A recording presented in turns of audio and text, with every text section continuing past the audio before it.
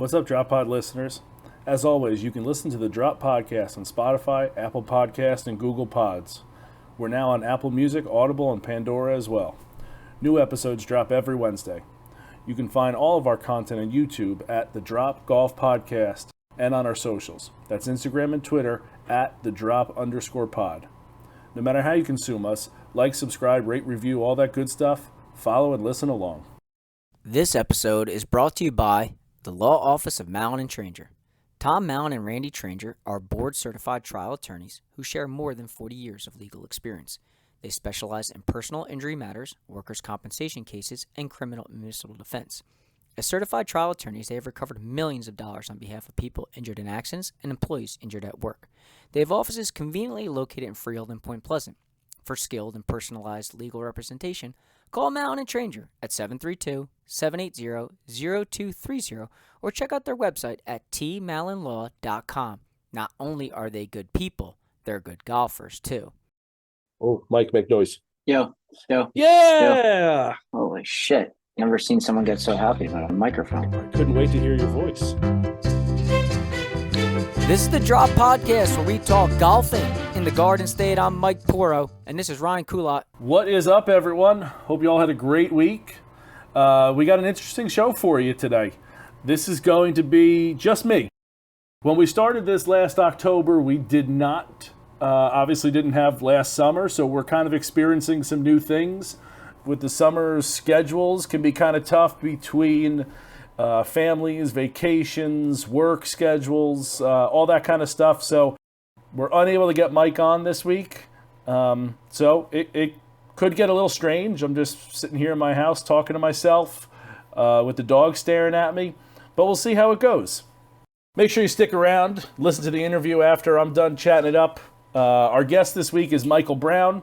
Michael just recently defeated Troy Vannucci. If you remember our guy Troy from a couple episodes ago out at Little Mill, he defeated Troy 3-1 at the New Jersey Mid-Am, which was held at Deal. He fired a 62 through 17 holes. And if you know anything about Deal, that 18th hole is a par 3. So a par 65 for, if he pars 18, that's a 65 on a final round is super impressive. A bogey 66, just as impressive. So that's an incredible feat. So make sure you hang around when I'm done here. Listen to what Kulot and the Mics have to chat about. All right, so the first thing I want to cover here is kind of a little PSA. On Monday at Eagle Oaks out in Farmingdale, the Tunnels to Tower golf outing happened. The Tunnels to Tower is a charity organization founded from 9/11. Steven Siller was a fireman during 9/11 who died in the towers. His family started this organization. Many of you may have heard of the Tunnels to Tower run that happens in the city. It runs the path that Steven took through the Brooklyn Battery Tunnel up to the towers, and then as they collapsed. So they do that run. And this is the golf outing branch, another way to raise some money. So they raise money for catastrophically wounded service people, and they do a lot of different things. They build houses for those catastrophically wounded service people. They pay mortgages for families who have lost someone. So they have a number of different avenues in which they take care of service people in the now 22 years since. But it's a great organization, one I'm proud to be a part of. And our golf outing was on Monday out at Eagle Oaks, and it's tremendous. So while you might have missed this year's, you can still donate. The website is t2t.org. You can go there and has all the different ways that you can donate, get involved. And keep an eye out for next year's outing. It's usually right around this time, the end of June, and Eagle Oaks does a phenomenal job with the facility, the course. It's really a great day. So a little PSA there to make sure you check it out, kind of keep an eye on that. And if you'd like to be involved, certainly go to the website. You can DM us, and I'll tell you how. It's really been satisfying for me for for a number of reasons, but the first year I got involved, I was kind of hesitant to get involved, and the service person who they were building a house for, he was a few years younger than me, so it hit home a little bit more. So I was very glad I've gotten involved and been doing it for a few years. Again, t2t.org, go check it out. Keep up with the different golf outings. They have a number around the country. They have all different kinds of happy hours or nights out. They do a lot of different things to raise a lot of different money for a lot of different platforms that they help out, again, service people and their families. So certainly something to keep an eye on. Equity 3 Real Estate is a full-service commercial real estate brokerage, management, and development company based out of Paramus. Equity 3 Real Estate focuses heavily in northern New Jersey. They cover industrial, multifamily, office, retail, and vacant land properties, as well as specializing in medical offices. They manage over 400,000 square feet of varying property types for passive investors. Their clients range from small to mid-range building owners and larger brokerages. So if you're looking for the right team to help you win, go check them out at www.equity3re.com or give them a call at 201-261-4300. That's 201-261-4300. You won't be disappointed.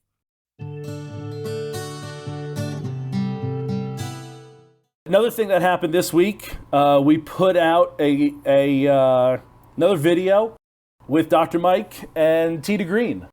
The video is of... So let me backtrack here for a second. Dr. Mike has been helping me with the TPI stretching and mobility that I've been doing throughout, going back to, got to be January, February now. He's been helping me out with that, and it's really been helpful to feel like I have more mobility in my golf swing. That's been great. So Dr. Mike went to a TPI conference, I guess, and one of the things there is called that he saw there was this 4D motion, it's called. And basically it's a bunch of sensors you put on your body that you kind of strap in, and you take golf swings with it, and it'll tell you, kind of the sequence and how things are firing. And again, just another tool to help with the golf swing. So Dr. Mike has this 4D motion system. So we went over to Tita Green and we got some of my numbers, and then Tom from Tita Green, one of the owners there and the golf pro there, one of the golf pros there, gave me a quick lesson. We found out that my sequencing was off, so here's some drills to help with that, or how we can do that.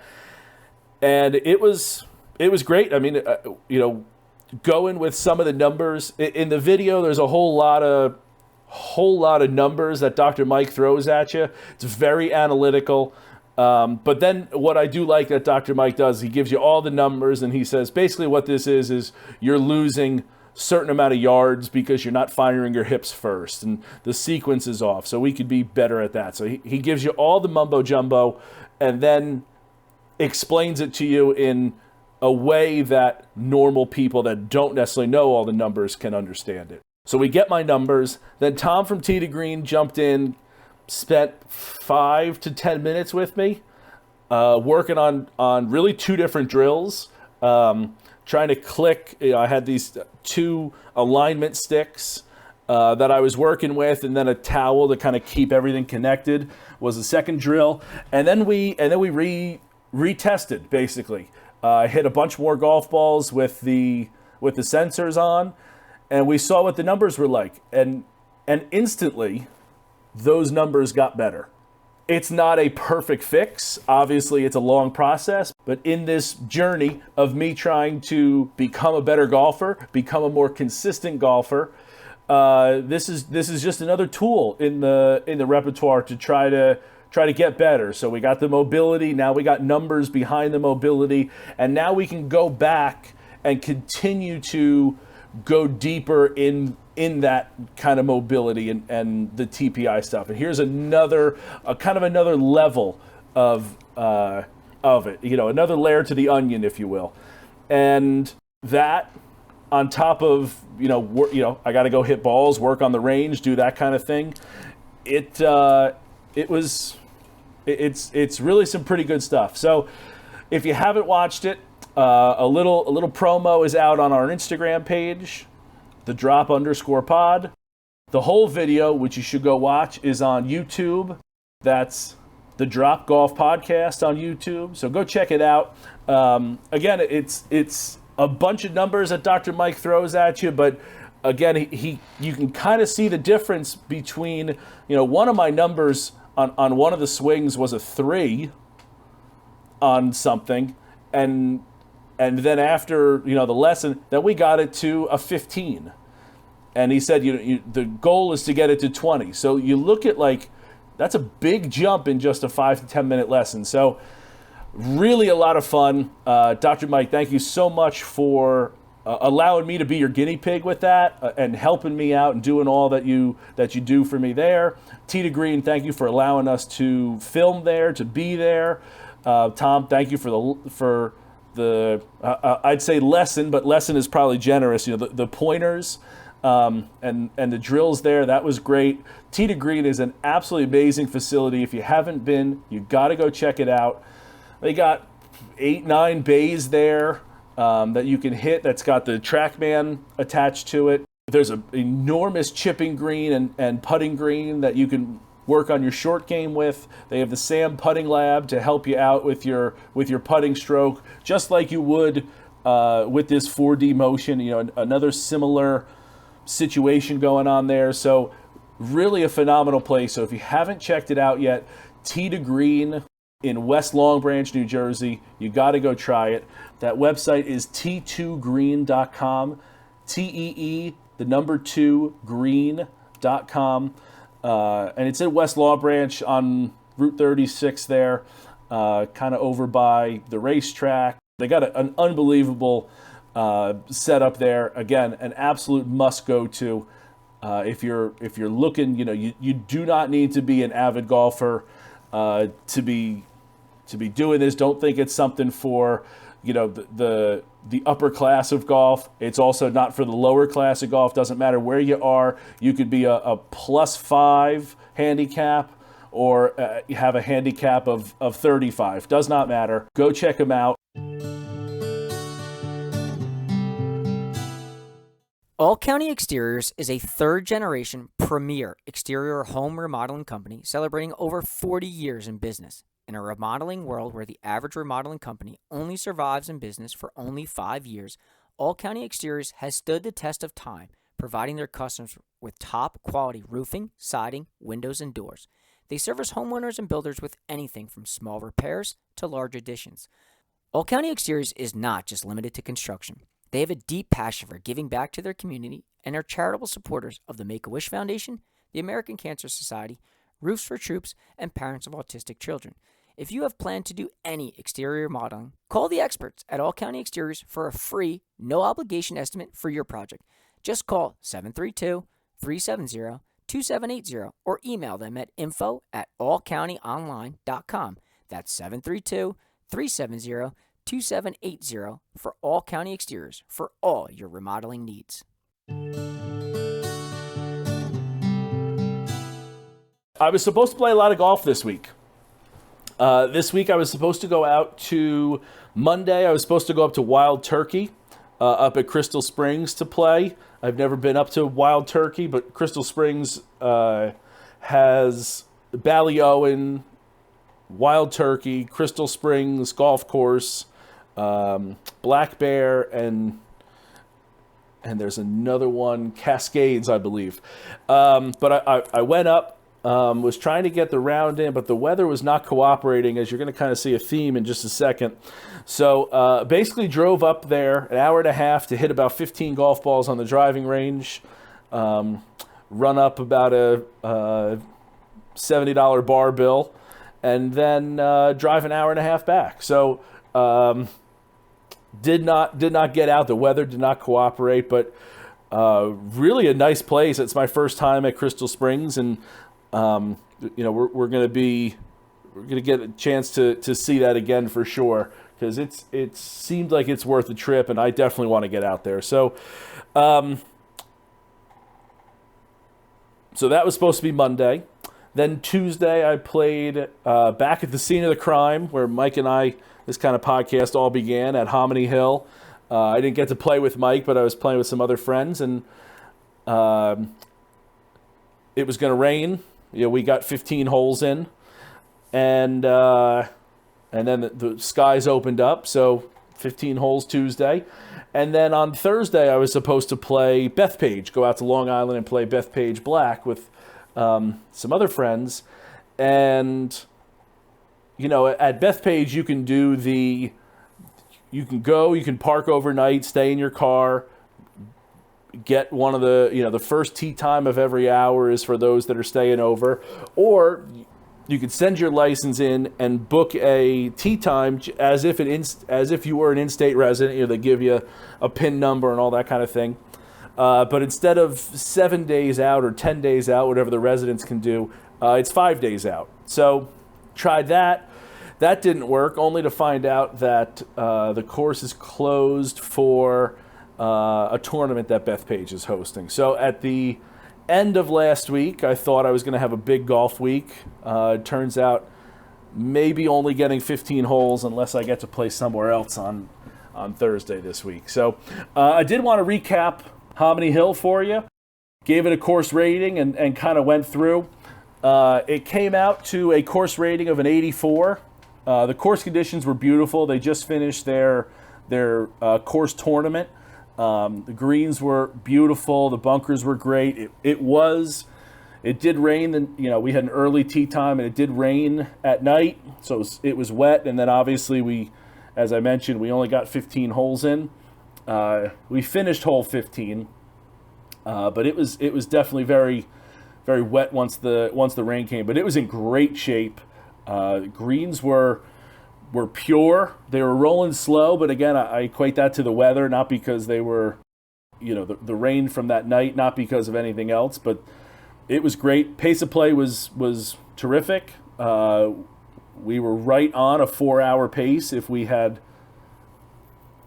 finished. We finished 9 in exactly 2 hours, so we were right on pace for that. So I gave both of those 9s. I gave course maintenance a 9. As I said, it was in great shape. The bunkers were tremendous. The difficulty, I thought it was playing pretty difficult. They had the pins in some tough spots, but again, I think that course, Donald Ross course. I'm sorry, not Donald Ross. Robert Trent Jones course. It's a great setup. It really is. The thing that gets me a little bit there is some of the other stuff. The practice facility, that practice green is as good as any as there is. It is enormous. They have a ton of holes. I know we talked about it when we went to Shoregate, that it was a big green, and Hominies is equally as big, but there was only 4 holes in Shoregate's green, and I think Hominy does a nice job of having enough holes there without making it feel like there's too many holes, for whatever that's worth. But that's beautiful. Where I take away some points is that it is a matte driving range, and even then, I think the driving range, like the area around it, they haven't kept it very, very well. Like the grass is not there. There's a lot of dirt areas around it, and that part of it could be much better. But they do have a driving range. They do have a putting green. You're not allowed to chip on the putting green, I don't believe, or onto it, but they do have a very large area for that. So I gave the practice facilities a 7. The pro shop, it's a nice. The building is very new. For those that haven't been there, they redid that barn looking area to the right of it, so you don't check into that older pro shop area. Is a new area now. It's not really a pro shop. It's more a check-in area. I mean, they do sell some things there, but again, to call it a pro shop, I think is a stretch. But you can tell it's brand new. The facilities in there, the locker room, the bathroom. I didn't go check, but the upstairs is like a little banquet kind of hall there that I don't know if they're going to try to do weddings and things like that there, but they certainly could host something there. So I gave that a 7. Again, it's focusing more on pro shop, and again, I just don't feel like that's a pro shop exactly. Food and beverage, I gave an 8. You know, the cart girl doesn't start going until around 10, and we had teed off at 7:30, so we didn't get to see much of her. But I know that that's around there. The cart service is around. The halfway house is close by as you're walking from 9 to 10, so you can certainly stop in and grab something. And in that area, like I said, it's brand new, so they just redid it. So I gave that an 8. It was organized there. I mean, they have a lot of people working. The Rangers are going around. Almost to the point where it could have been the time of the morning, but I know we felt a little nervous, like we were behind, and at times I was a little more nervous that we were going to fall behind, especially because if you're the third time, the 7:30 time, there's really 3, maybe 4 times in front of you. So the Ranger was definitely around, almost a nerving amount, but the whole outside operations was really done well. I know it is tough to get a tee time there at times. I've struggled to get times on the weekend. I feel like it's the same people that play all the time there, but in the mornings. But I feel like my internet's pretty fast and I'm pretty good with the computer, but I don't know exactly how that happens. But it was very organized. I've been able to play it a whole bunch. I do love Hominy, as I've said on this podcast before. I think it's my second favorite of the county courses, and the only reason is A, I love Charleston North, but B, I think Hominy can get overplayed because of how many people like to play it, and it can get a little beat up as you play it later in the year, especially after they've had their course tournament. You know, you play it in August to September. The same landing zone for example, hole 10 has the same landing zone for people that don't hit driver really well, or people that are going to hit driver well, but they don't want to hit driver. They're going to hit 3-wood. Everybody's kind of within the same 25 yards, and that can get kind of a little chewed up the later in the summer that it gets. So, that's more of a fault of how many people play it, I guess. But again, I thought it's rather accessible. It's very well organized. I gave it an 8 for that. The on-course vibe, I had a great crew of friends out there. I gave it a 9. My personal opinion is that it's a 9 course. It's really, really good. Hominy is fantastic, and that comes out to an 84. Again, I think it's if you would have had to ask me before, I would have guessed it's a high 80s. Again, I think we also rated it Shoregate an 84, and I think those are very comparable courses. Obviously, different terrain or different what's the word I'm looking for? Setups, but I think they're comparable. I think Hominy's a tad nicer, but that's the rating I gave it today. So 84 for Hominy, and we'll see what happens. I'm sure I'm going to play it later in the summer. I know Mike and I would like to get out there again and kind of, again, as I said, go back to the scene of the crime, but we'll see.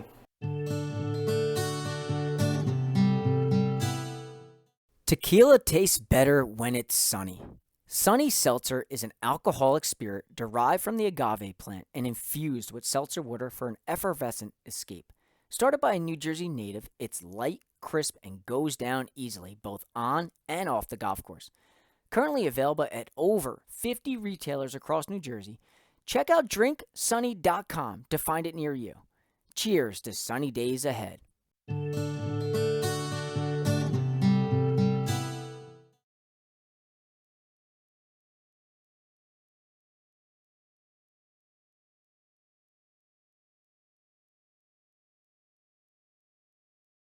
All right, so despite it just being me, I'm going to give you my opinions on it, but we got it from the grandstand. And this From the Grandstand is brought to you by Sonny Seltzers. Tequila tastes better when it's sunny. Sonny Seltzers. So it's funny, this From the Grandstand, we actually had it on our topic sheet last week, and we did not get to it coming out of the U.S. Open, and it was a great question. It comes to us from Mike in Morristown. Mike, thanks for reaching out. Mike's question talked about the course records in the U.S. Open. So Ricky and Xander shot an 8 under 62, which sets the U.S. Open record, while the number before was 63, set by Johnny Miller, and I believe there's a few others that have 63. Johnny Miller did his at Oakmont, and Oakmont in 1973, I'm going to look it up right now, but I believe it played as a par 71, which it did.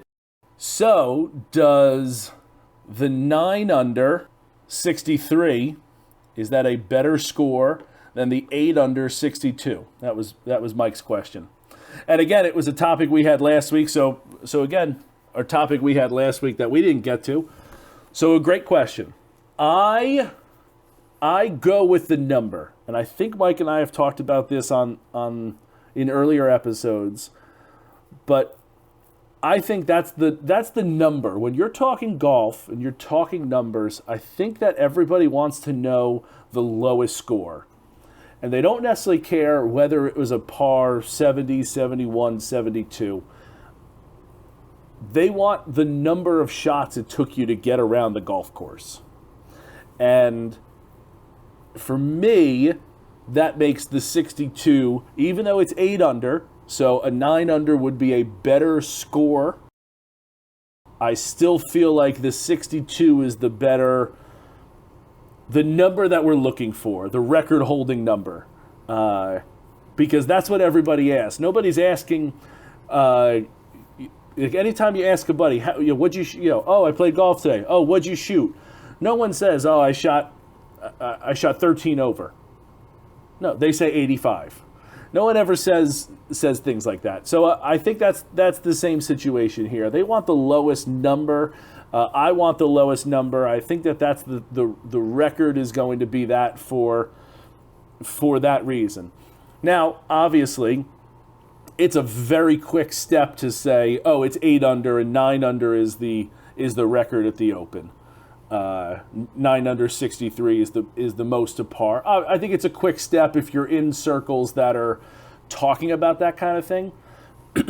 But if you're not talking about that, you just want the number, then I think the number it is. So to me, 62 is the number, the record at the U.S. Open. And I believe, while Mike's not going to be on here, I believe Mike's in agreement with me that it's a 62 is the record number. So before I go here, I do want to make one other note that the inaugural New Jersey Women's Open was last week. And we had a couple people who we've been in contact that played in it. So I'd love to give a big shout out to Ami Johnkandani. I believe I still got that name right. We had Ami on. That was an interview I did with Ami. Ami finished in second place. She was +7 for the tournament, went 76-73 up at Montclair Golf Club. And we also had Riley Plitz. Riley was one of our earlier interviews. We went to Eagle Ridge. She's the head pro up there. Riley had a nice showing as well. She finished T15. She was 18 over for the tournament, 76-84. The numbers on the second day are astronomical. So Ami shooting a 73 is amazing. 73 is the lowest number. There is a 73 I'm looking at the results now. There's a 73 by Ami. There's a 74. There's a 75.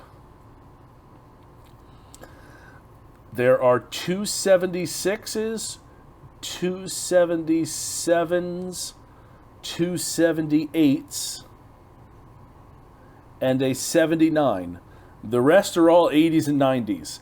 So really, really good golf by, and even there wasn't one 100 in the field on the first day, and there are three on the second day.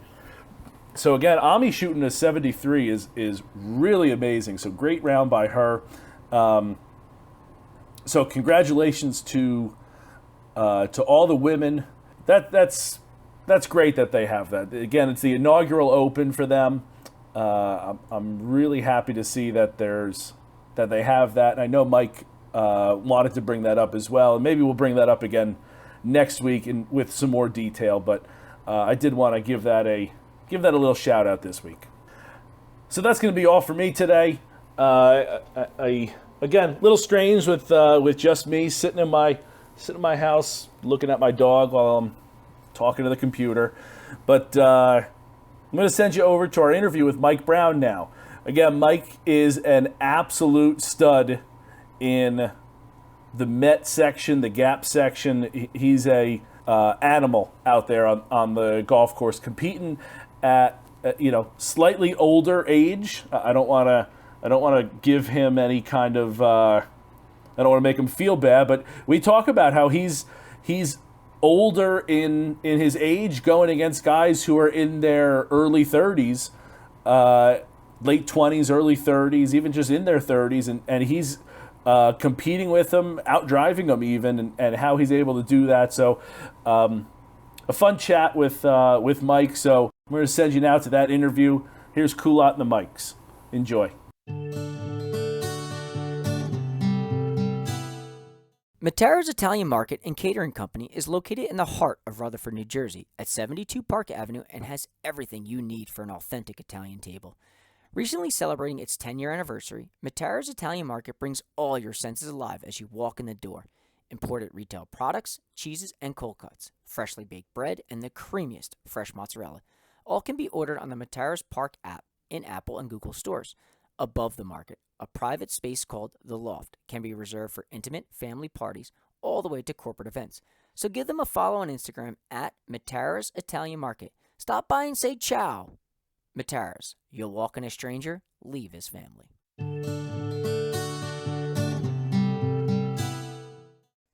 Today's guest has quite a resume, so bear with me as I go through this. He won the Pennsylvania Amateur in 2020, won the Delaware Amateur in 2021. Then he went on to win the New Jersey State Amateur in 2021 as well, where at one time he held all three amateur titles. He went on to win the 2021 NJSGA Player of the Year.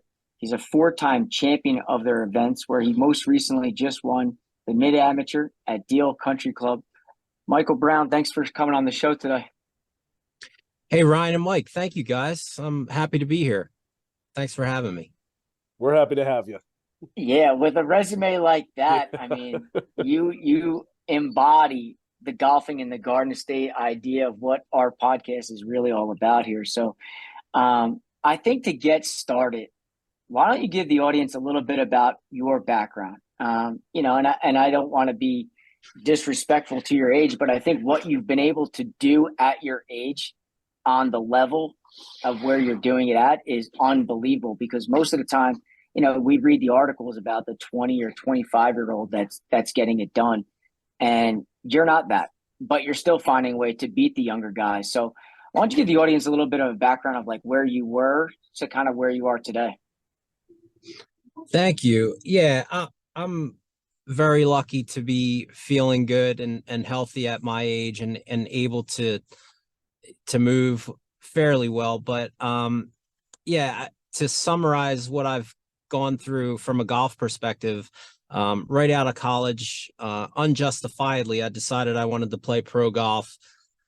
Played Division II, but not very well, but didn't really understand the landscape. So not knowing, I dove in and I pursued professional golf for about 7 years. I got spit out, got my amateur status back in 2007, and started playing amateur tournaments at that time. And I guess I left the professional game with the best physical set of skills that I've ever had, but probably my golf IQ was not at a level that I could play professionally.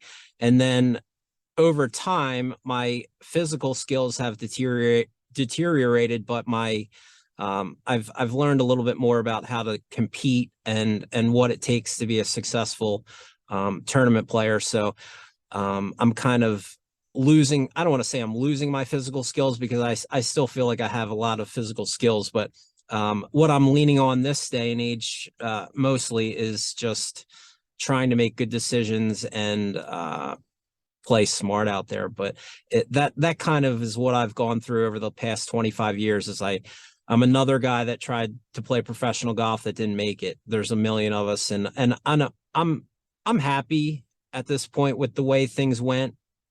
Of course, I would prefer to be playing on the PGA Tour, but I've had so much and so many people help me along the way. I have a great life right now with great people surrounding me, and it's hard for me to be anything but thankful. Yeah, I mean, when I see what you've done, obviously, really in the last few years, it kind of, makes guys like me who likes to dabble in that scene, more interested in kind of like the background of, and it seems to be like a lot of guys have gone your route of professional, just realized it just didn't work out, and then thankfully got their amateur status back and were able to compete. So being, like from where you are, like for us, I think for me, I guess how I want to put this is like you kind of jumped on the scenes in 2020. What changed, I guess, from 2007, and then obviously as you progressed on the mental side and the physical side as well, like what made that year, and then really since then, like everything's, to me, every time I read a leaderboard or look at a leaderboard, your name's always on it. So like, I guess what changed? What seemed to click then? Yeah. That's an interesting question, and one idea or are we misreading things? Yeah, or am I missing, or is my research bad that I can't find something? No, I would say that my results were best recently. I spent the entirety of professional golf obsessed with mechanics, and I was trying to build what I thought was a game that was appropriate for the PGA Tour. And I had the best instruction. I had the best people surrounding me. And it wasn't until maybe 2018 or somewhere in that area where I started saying to myself, no matter what I do, I cannot make these changes. I've tried and I cannot get to what I think is the ideal. So I stopped chasing that, and I just started to, and you hear it all the time, I started to own what I already have. And I started building my own system of like what shots I'm capable of hitting under pressure and what shots that I need to throw away and not even try because I'm not successful. So the more you shed that wastefulness, the more efficient you can be out there. And I'm really trying to be as simple as possible now. When I play golf, I have a certain set of shots that I try to hit, and I play conservatively. I make putters with, I try to make birdies with 20 footers instead of hitting it at the flag as often. So there's just a lot of small things that I've kind of moved toward since, I don't know, I want to say 2018. That's kind of a random date, but I stopped chasing what I thought was an ideal, and that's when I started to improve. So you stopped playing professionally in 2007. Is Is that right? 2005, yeah. And it took me 2 years to get my status back. Okay, so 2 years. So then for nearly a decade, you had this idea before this new mindset clicked in. That's a long time to be in that zone of like, yeah.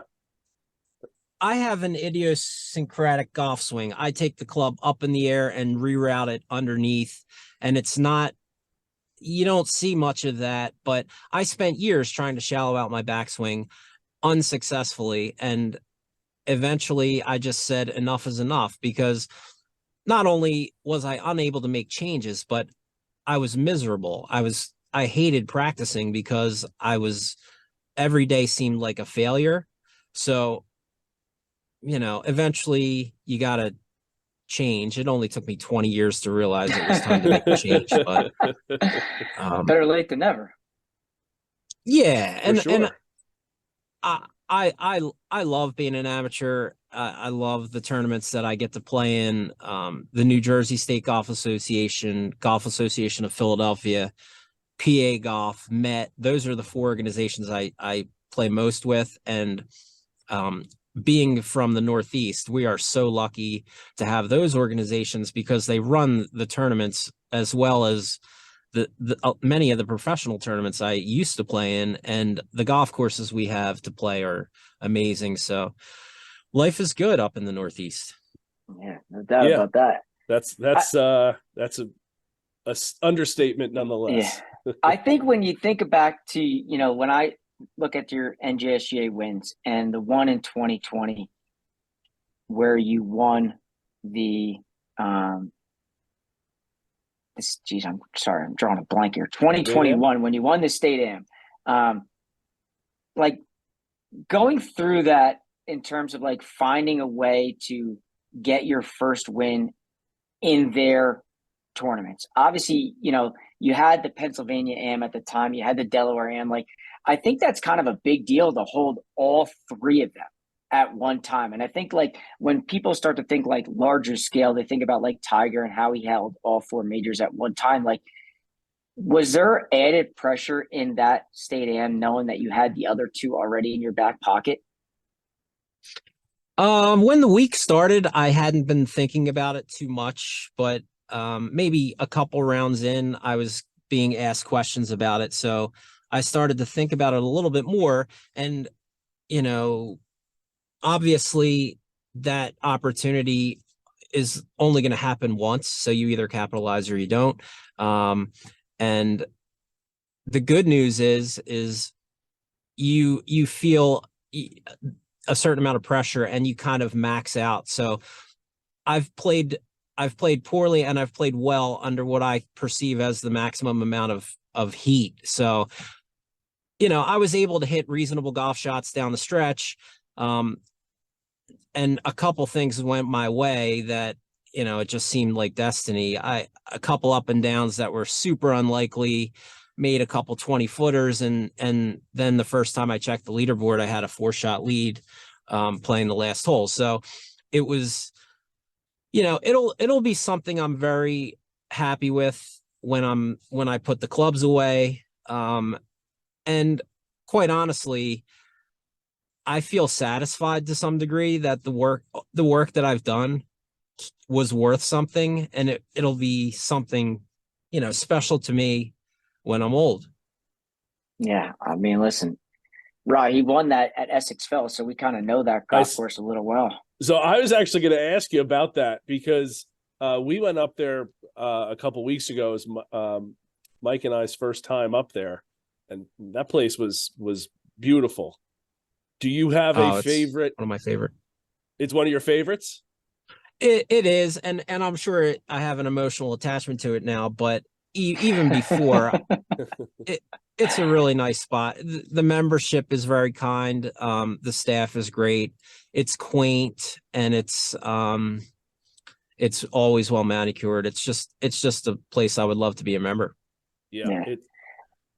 And I think when you talk about like, your body, and I felt like when I read a lot of your quotes from, this past, or I guess 2 weeks ago when you won the Mid-Am, that like I felt like it was said often that you felt validated in how your body reacted, how your body performed, and really all the work that you've put in to get to this point.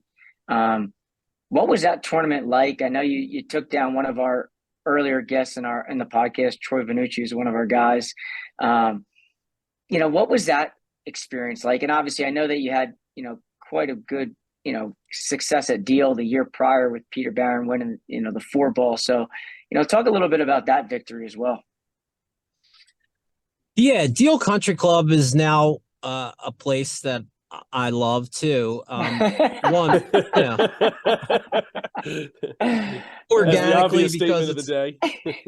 yeah, it's a great club too. It's just it's near the shore. The weather's always good. The members are cool. It's just got a great vibe to it, and sure does. Yeah, to be with Pete Barron for that win. He's a friend of mine. He's my US 4-ball partner. We just got back from Kiowa.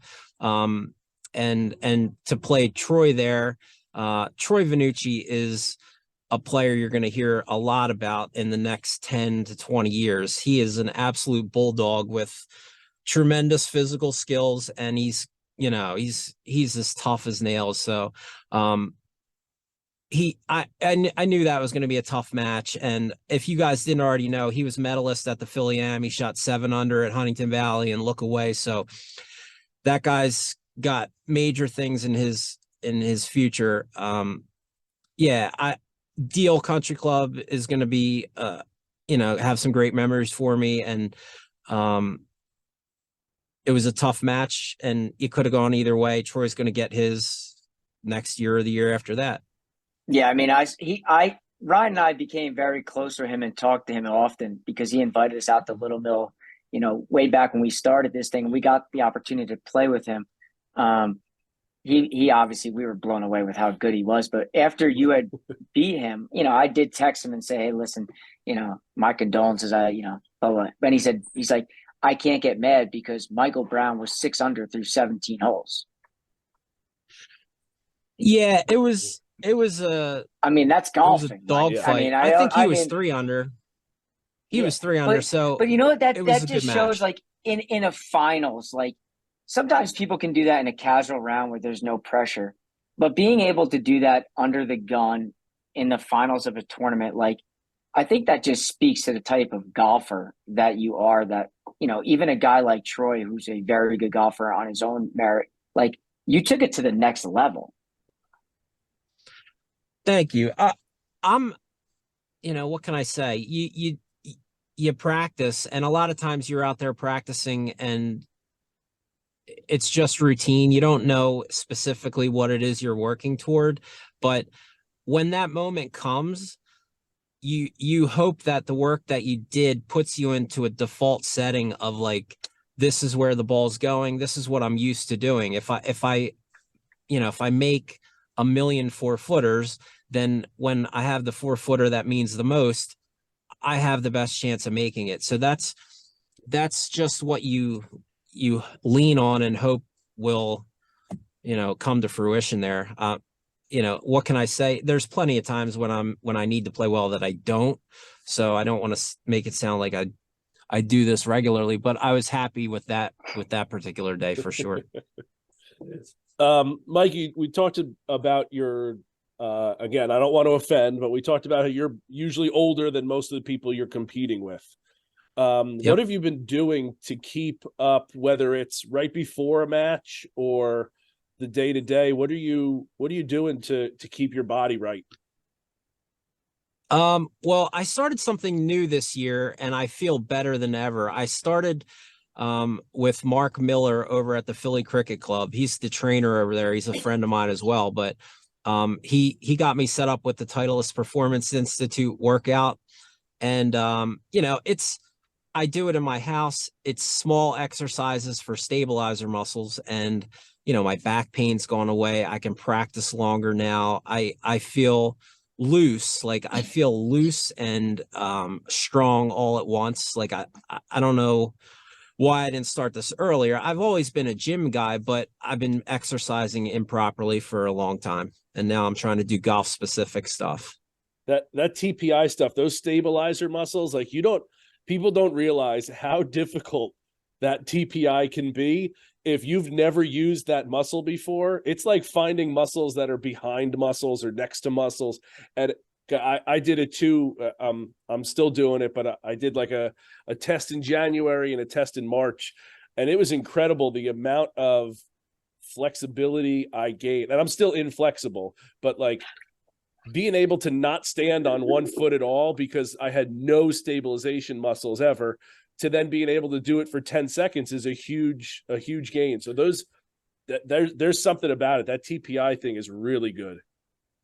Yes, I agree. And that's exactly why I do it in the privacy of my own home, because if I were in a public setting, I would be so embarrassed. What, you're not going to be on the first tee on, working on 1 foot up in the air, 1 foot on the ground, touching your toes? No, because I can't do it. So I'd be falling down and sweating, and it's a bad scene. Is there something you do before the round then that as you've gotten older? I think and I know the older I get, I used to go out and just like, I take a couple aggressive practice swings and I was like, okay, ready to go. Now I do a little bit of stretching. I try to, at least cross my legs and do a hip stretch, touch the toes a little bit. And I'm realizing the older I get, the more I have to do before a round. That's not quite a workout, but to loosen up the muscles. Are you doing TPI stuff before, or are you still in that same, like, just get the body a little bit loose and then go? I don't do TPI before. I've considered it, but it makes my body feel different. And actually, like you guys know, trying to play golf after a workout of any kind, you feel compromised a little bit. So I want to feel strong and fresh. So if I do a workout that day, it'll be after play. And honestly, I've had a very regimented warm-up routine for 25 years. And I just do that for mental reasons more than anything. Like, I just want everything to be the same every time. Gotcha. I can appreciate that.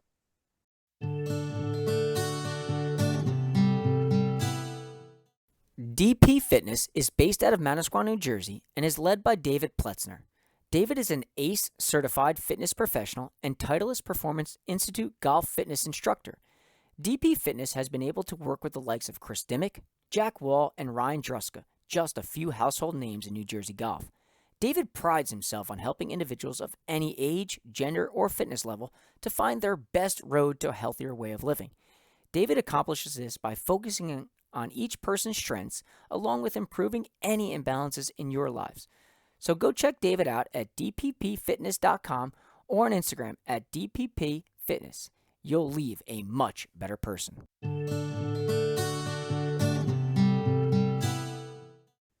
And obviously, I saw the hat, the visor, I should say, that you were wearing, and I know that you're involved with Makefield putters, and I think I've seen things about it and what they're doing. Why don't you talk a little bit about Makefield putters and your deal with them and how you work alongside them, because obviously it is maybe a lesser known company compared to like a Scotty Cameron, an Odyssey, things like that. But why you think it's been so helpful for someone like you in your game? Yeah, it's really been something that I've grown to depend on. I'm a good putter. I'm not the very best good putter. putter I've in the seen it world. firsthand. A very good putter. Oh, thank you. Yeah, I like a lot of things about this putter, and the technology involved is substantial in my opinion. It's kind of, I would describe it as driver weighting in a putter. We have a series of weights that are inside of the head, so you can move those weights around. They can be adjusted to match up with your putting stroke or offset asymmetries that you might have. But the defining feature of this putter and what I find most valuable is the fact that these weights are inside of an aluminum head. Aluminum is a light material, but the putter itself is not light. So you've got these channels of weight inside of the head that kind of stabilize the path, and they stabilize the putter head at impact. So there's not a lot of rotation at impact for off-center hits. So your energy is maintained in the golf ball. And besides the physical advantages of that I believe are there, the mental edge that I feel that I get believing that, and I honestly believe in the technology. I've done enough, I don't speak well about many things. Golf is maybe one of them. So I've done a lot of research on putting and putters, and I'm a huge fan of this technology, and it's one of the reasons that I'm on board with this company. Yeah, I mean, I've seen a lot about it, and I feel like it's one of those things that you don't know much about it, but obviously when you start to see the results that you've had with it, you see the things that people say about it. Clearly, there's some backing to what that is, and just like anything, the more people get eyes on it and try it, I'm sure that they would be, singing the praises the way you guys do. Yeah, we're real excited. We have two PGA Tour players using it currently.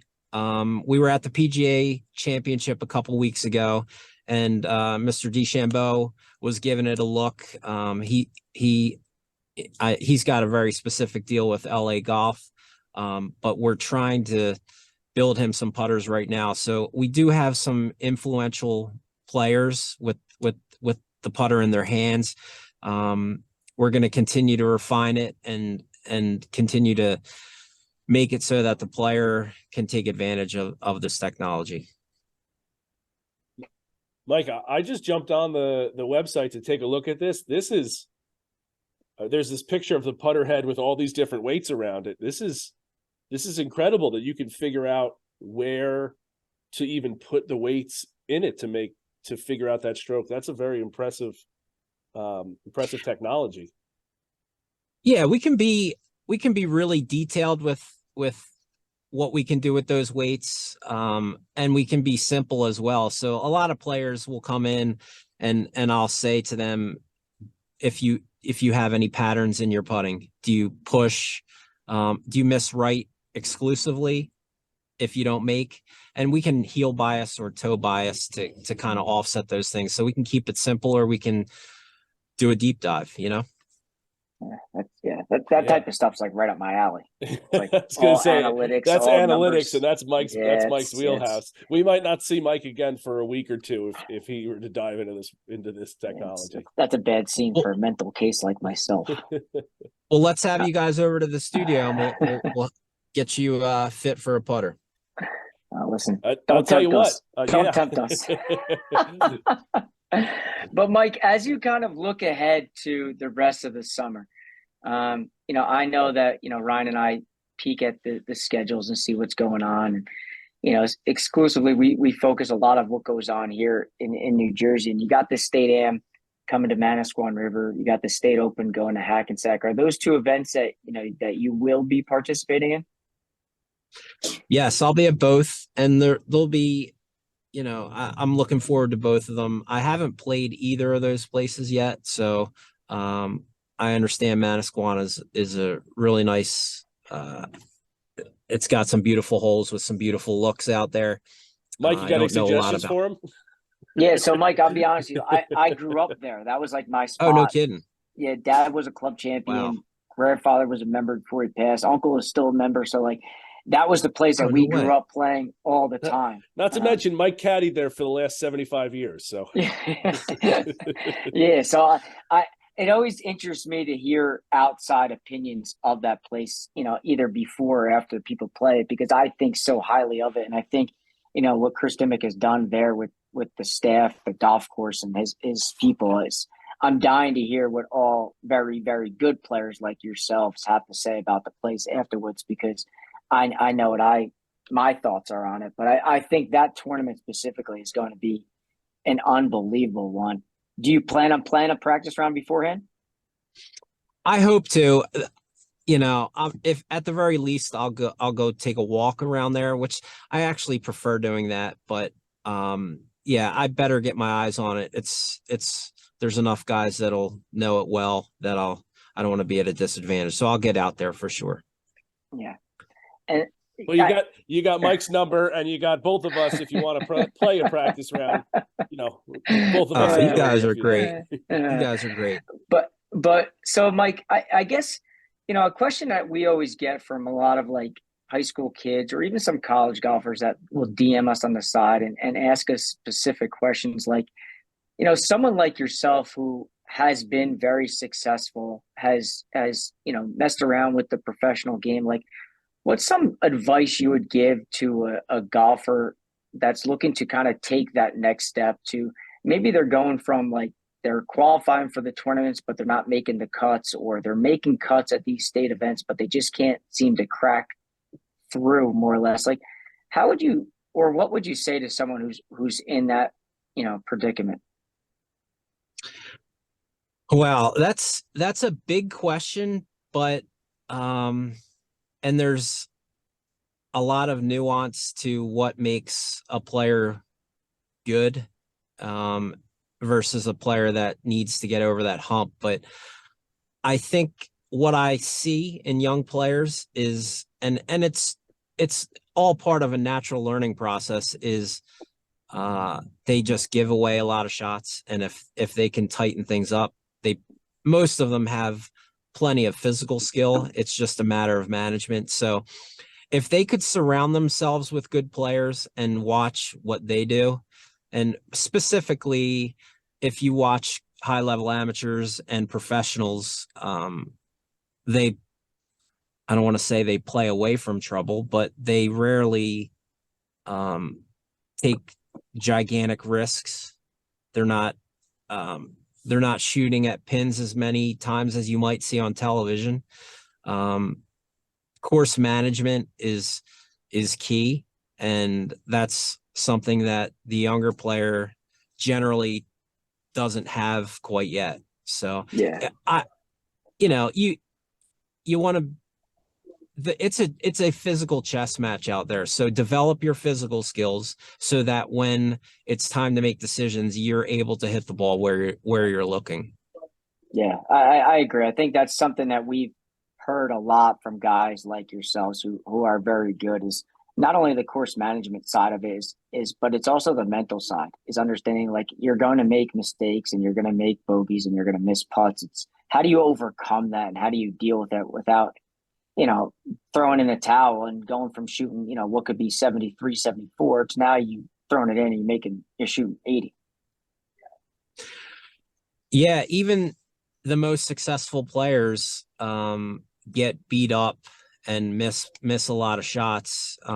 So many that you better get used to it. And the quicker you can carry on with your business, the better you're going to be in the long run. So that takes practice too. You got to practice on how you react to bad shots. That's something that these young players will learn also.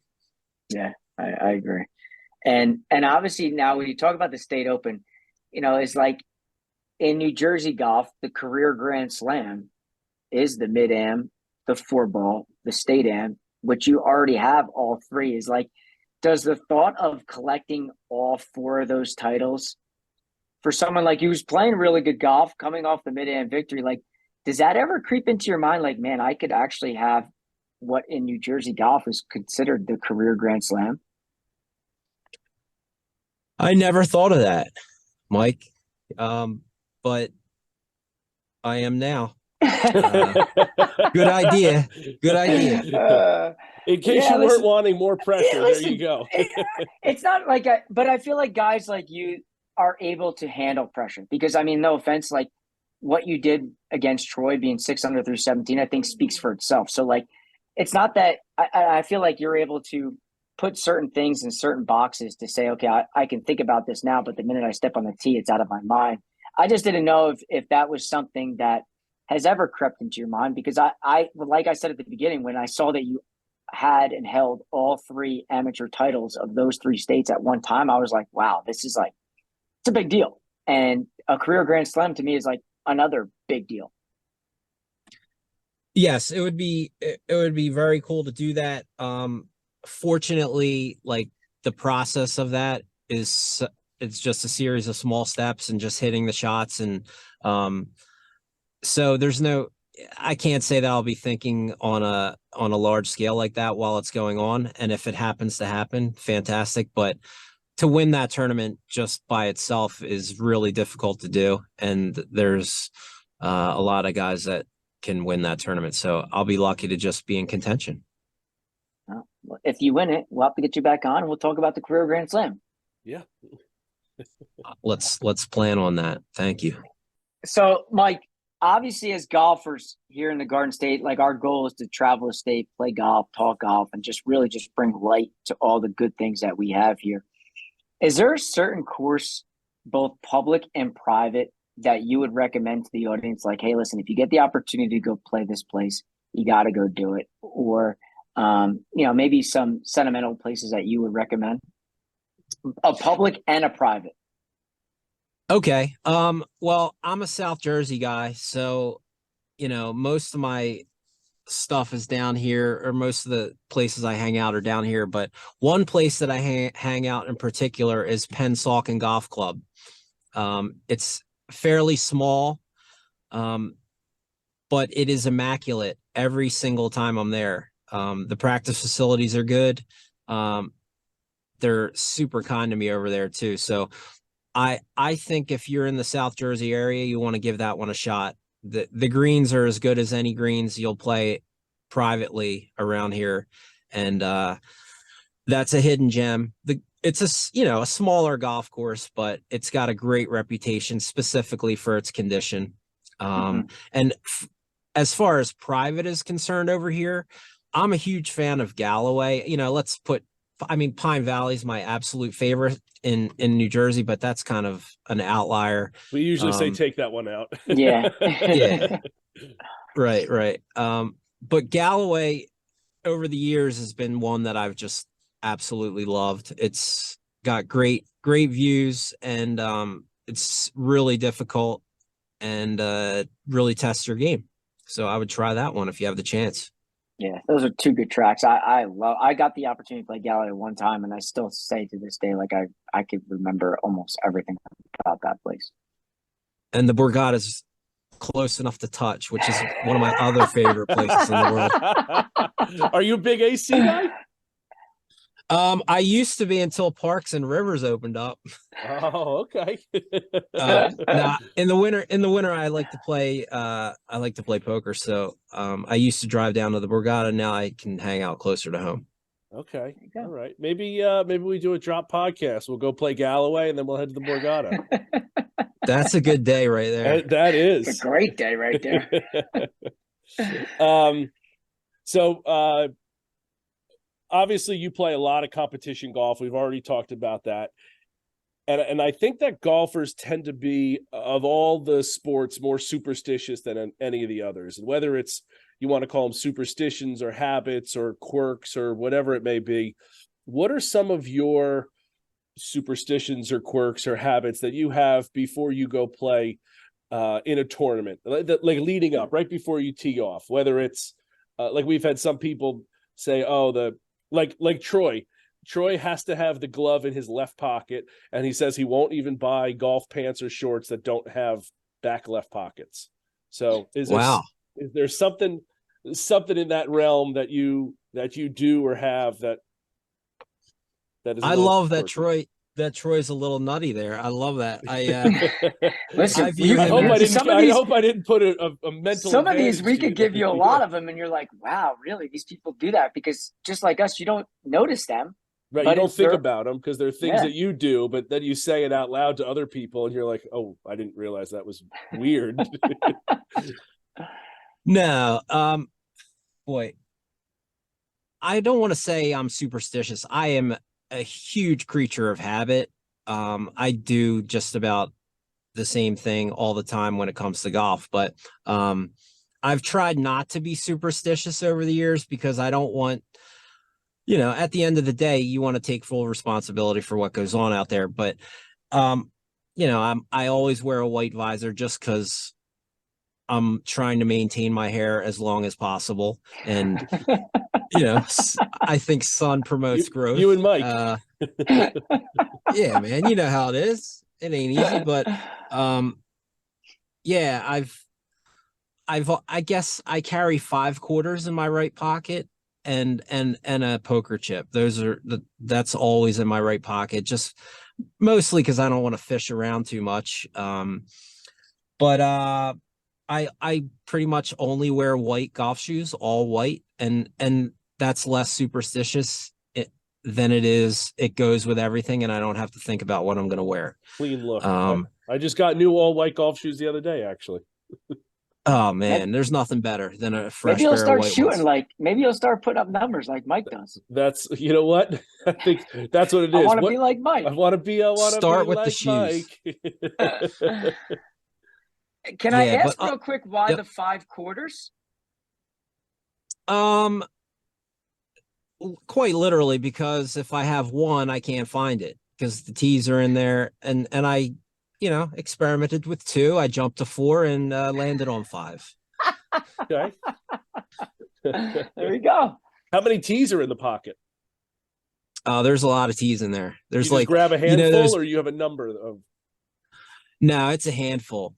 I tee my ball really, really high, so as high as I can get it, and I use the blue stripe tees that you find at Golf Galaxy.